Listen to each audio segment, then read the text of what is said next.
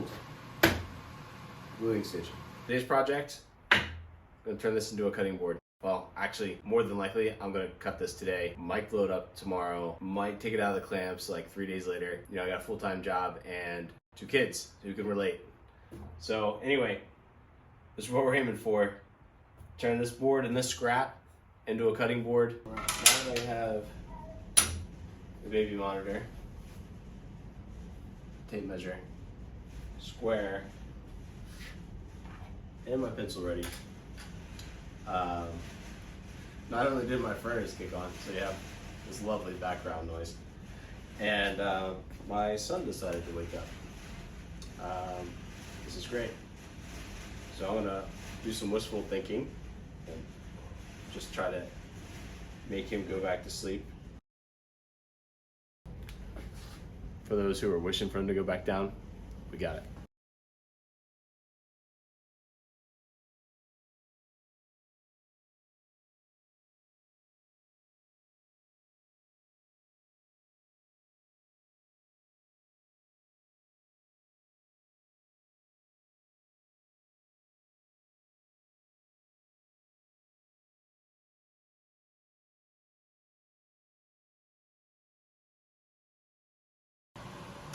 All right, that worked out really well. Actually, I'm pretty happy with that. Having these clamps on here to do all 3 boards at once, which was definitely way smarter. So I could make sure that they got the exact same paths.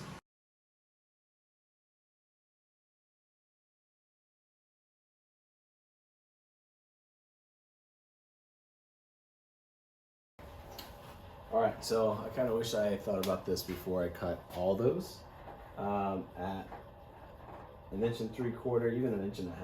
That looks a little thick. Maybe if the entire cutting board was like this big, maybe that's fine. But the more I look at this, I think I want it a little smaller. Let's try that. We'll do 1 1/4 inches.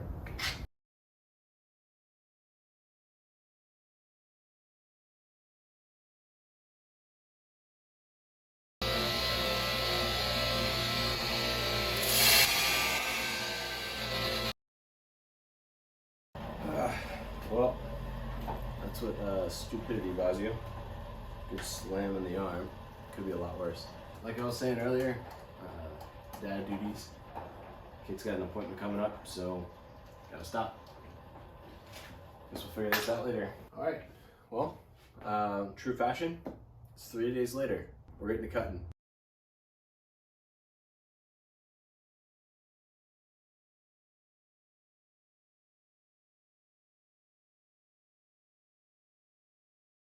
All right, so you're probably wondering, how am I gonna fix these thicker cuts and this crooked cut right here? And this is how I'm gonna do it. So I took the very first one out of this cut today. I have that there. Now I'm gonna use this stop block that I got. Go all the way yonder.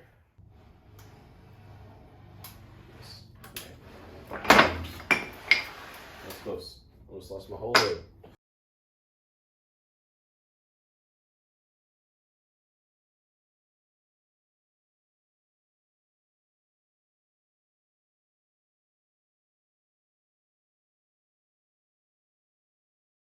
All right, you're probably like, hey Will, you forgot to turn on your dust collection. Yep. Yes, it did. Does it happen often? Yep, sure does. Got a few minutes out here, so I am going to cut these into thirds to gain the most out of the pieces that broke off.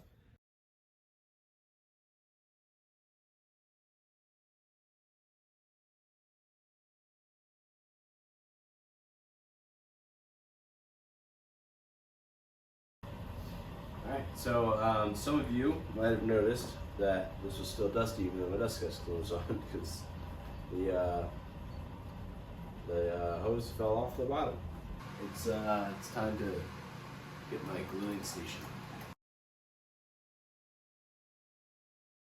Behold, gluing station.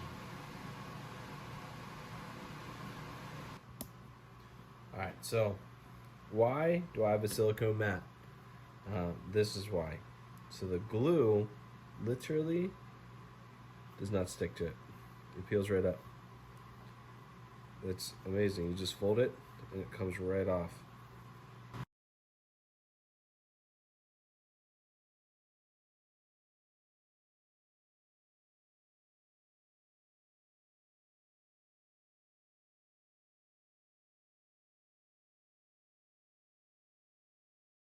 Not really sure how this came to be. My cuts are off. But you know, if I third it out, you know what?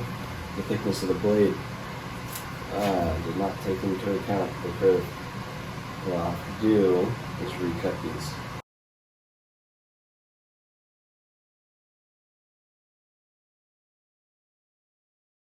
So, I just cut all these into blocks.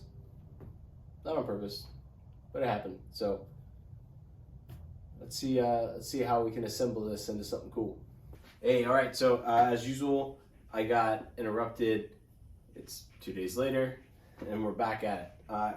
Before I started laying out my pattern again, I wanted to show you a couple different patterns that I was looking at, and I'll bring it closer so you can see. All right, so this one is no pattern, really. It's just thrown together. It has its own beauty to it. I'm choosing the second pattern here. This is the one that I want to use, which is really just focused in, and then the next one focused out and in, and so on.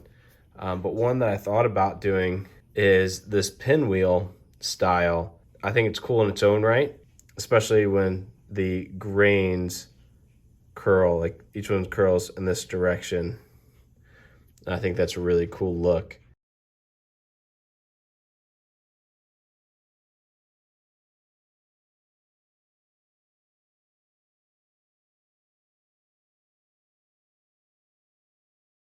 All right, there we have it. 11 by 16.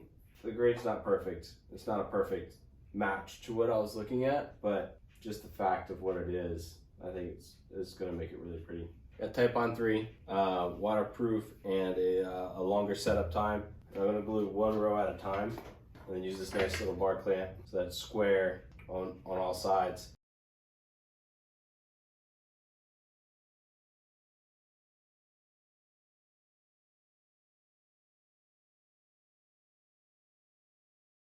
All right, that was awfully time consuming.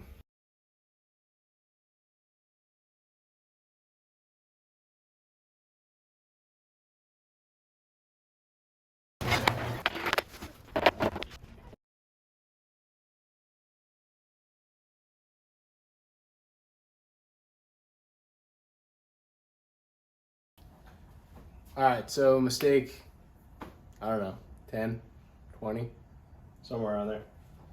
I had this in a regular pipe clamp and not this nice squared off clamp, bar clamp. And what happened is that this is the bar clamp and it's nice and square. I'm not sure if you can really see that, but it's square on two sides, right? This side and this side. And this one, because it was on a rounded surface, this is the side that it was on. It's almost flat. This one's almost flat. That was definitely not. That was definitely not. So hopefully this turns out okay. But what's probably gonna happen is that we have to remove that. This is my problem. So not one side is square, right?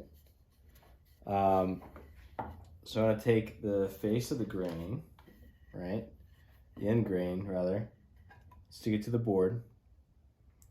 And then I am going to make sure that this, the piece that I just segmented together, is on the ground, and so is the board that I'm pairing it with. And I take the clamp on either side. Do the same thing, make sure it's square on either side. So at least the two corners are down.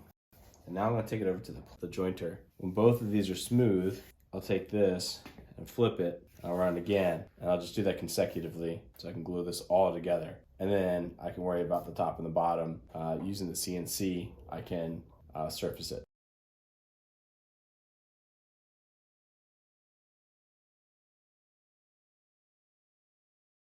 All right, so again, mistakes made, right? I wish that I didn't decide to make this closer to 1.25 inches and left it at 1 3/4 inches, 1.5 inches, because now I have these gaps to make up. So this is probably going to be closer to 1 inch thick when I'm done, and that's assuming I don't mess it up any further. And I'm going to hold it down with X-Fasten double-sided tape. This is my go-to tape for woodworking. This stuff is awesome, crazy strong hold, and it peels right off. So my only challenge is that I only have contact points, I think on the ends here, maybe in the center somewhere, depending on how flat this is, right? So I'm just gonna put a ton of tape on it and hope it sticks. Pun unintended, but not bad.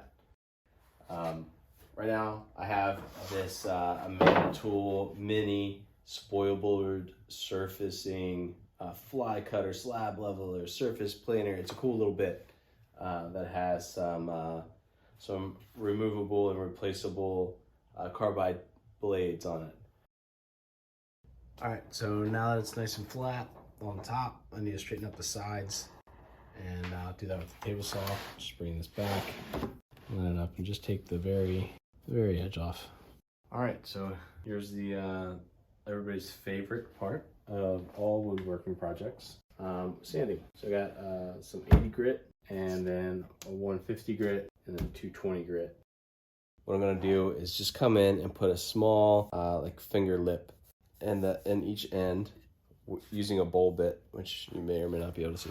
All right, so I still had to make 2 passes, but I am pretty happy with that. Not so happy with the burn marks. I've heard you do some oil in there so that it doesn't burn. All right, so you can see I got a good amount of oil on both sides. Definitely less burning. I think it's a combination of maybe the oil as well as moving faster. That took forever, like half hour of cramming my finger in there over and over with 150 grit. Very briefly, off camera, you missed me wiping it down with some water. Gave it a little water pop. It's got a little texture to it. So right now I'm going to go through with the palm sander, the orbital sander. I got some 320. 220 is probably fine. You know, I'm gonna go a little extra because I can. All right. Next up, tack cloth. If you never used one before, it's pretty sticky. It's tacky.